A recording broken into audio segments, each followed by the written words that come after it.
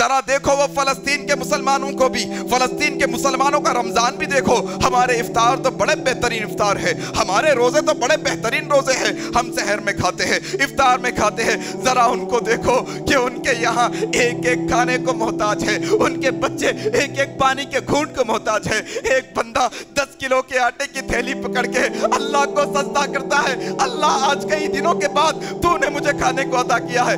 10 kilo चावल मेरे भाई, 10 किलो आटा, कोई माने न रखता आपके मेरे वास्ते 200-400 के अंदर आ जाती वो चीज। लेकिन वो फलस्तीन के मुसलमान है कि जिनको सजदा करने पे मजबूर की ये छोटी नेमत, ये सजदे से बात समझने की जरूरत है कि कितनी नेमतें खा गए अल्लाह की, कितनी नेमतें हमने खा ली आज अल्लाह की। और सजदा करने से कासिर है, सजदे भी करते हैं तो बेचैनी के सजदे करते हैं, सजदे भी करते हैं तो बड़े अजीब और गरीब सजदे करते हैं। वो फलस्तीन के मुसलमानों का इफ्तार कैसा है देखो जरा, जरा उनका रमजान कैसा है देखो जरा। याद रखो कल कयामत के दिन, याद रखो कल कयामत के दिन वो फलस्तीन के माए बहनें भी आने वाली है मैदान महशर के अंदर, वहां के बच्चे भी आने वाले हैं। तुम तो घूम फिर कर नए कपड़े खरीदते रह गए, तुम तो घूम फिर कर होटलों में अच्छे खाने खाते रह गए, और वो बच्चे भूख से बिलक बिलक कर सोते रह गए। वो बच्चे एक एक बूंद के वास्ते तरसते रह गए, और हमारा तो खाने में लगा हुआ है मन, कपड़े खरीदने में लगा हुआ है।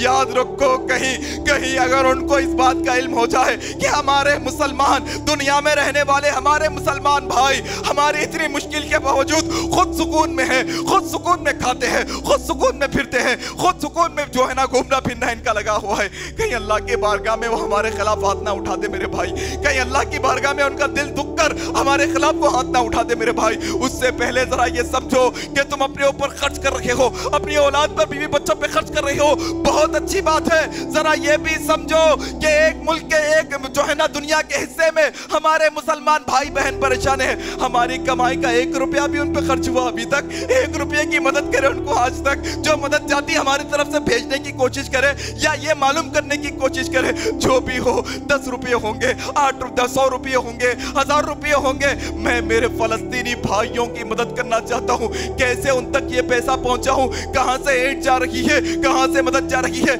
मेरा हिस्सा भी उनको ढल जाए। अरे ये छोड़िए साहब, ये तो देना 1 रुपया तो देना। वो फलस्तीनी मुसलमानों का जरा भी दर्द हमारे सीने में है नहीं, इस बात से आप अंदाजा लगा लो कि इतने सालों से मसाइल हो रखे हैं। अगर आपकी दुआओं में आपने एक दफा भी आज तक फलस्तीनियों के लिए दुआ नहीं की तो हमारा मुसलमान होना कौन सा मुसलमान है, ये कौन से मुसलमान है।